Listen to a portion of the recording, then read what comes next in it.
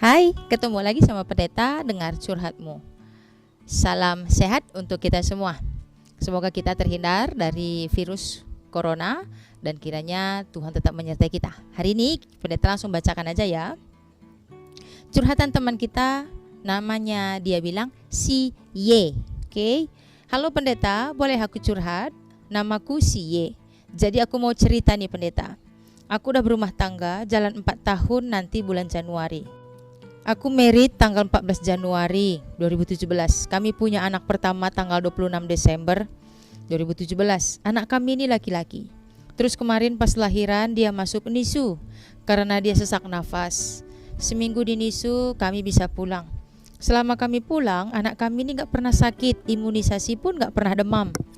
Pas anakku ini umur 8 bulan, aku berhentiin dia ASI karena aku udah hamil lagi. Dan kami pun pindah rumah karena suamiku pindah kerja ke Medan. Jadi kami tinggal di rumah bertingkat 3. Luas sekali-kali rumahnya.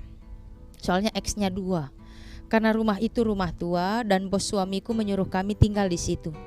Mulai tinggal di situ anak kami sering rewel kalau tidur. Posisi kami berdua di rumah, suamiku kerja. Tapi kalau suamiku di rumah, anakku gak rewel. Dari situ aku minta suamiku nyari rumah kontrakan karena perasaan aku gak enak tinggal di rumah itu. Kami selalu berantem selama tinggal di situ. Sebelumnya kami jarang kali berantem. Pernah sekali kami berantem. Suamiku sampai ngusir aku dan nelpon mamaku ketika kami berantem itu. Pas ditelepon nangis aku Pendeta. Aku bilang sama mama, diusir abang ini aku mak. Gak dikasihnya aku bawa anakku, aku bilang. Datang mamaku, pulang aja anakku, katanya.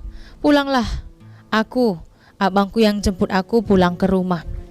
Singkat cerita, aku tinggallah anakku itu 1 malam. Aku juga gak bisa tidur mikirin anakku, pasti dia nangis sekali gak ada aku. Jadi karena posisi lagi hamil dan anakku juga masih kecil, pulang lagi lah aku Pendeta. Jadi kembali lagi ya. Tapi kami numpang tinggal di rumah iparku.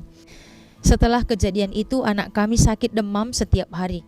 Selama 3 bulan lamanya dia sakit. Cek darah terkena infeksi katanya.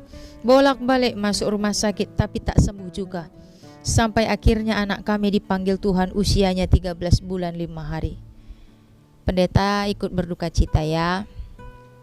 Aku menyesal Pendeta, sampai sekarang aku menyesalinya karena aku pernah ninggalin dia. Karena kata orang-orang kalau anak masih kecil gak boleh berantem. Aku gak tahu Pendeta harus gimana. Aku merasa bersalah terus. Andai aku gak pergi saat itu dan kami udah diberi putra kedua. Selama anak kedua kami lahir, kami udah ngontrak rumah dan kami janji gak bakalan berantem lagi. Ya puji Tuhan anak kami sehat sampai saat ini. Usia 1 tahun dia gak pernah demam walaupun tumbuh gigi. Memang berumah tangga itu gak gampang. Harus megenggeng Nina kalak karo, itu betul sekali Pendeta. Bujur Pendeta. Oke, untuk Y, Pendeta ikut bersuka cita karena ada pelajaran berharga yang kalian dapat di rumah tangga kalian. Mungkin untuk Y, namanya juga masih pertama kali punya anak, masih di situ saling belajar, suami belajar, istri belajar. Suami belajar menjadi kekasih kita yang laki-laki, belajar menjadi suami dan belajar juga menjadi bapak. Kita yang perempuan juga belajar untuk menjadi istri dan juga belajar untuk menjadi seorang mama. Mama sesungguhnya sama seperti alam.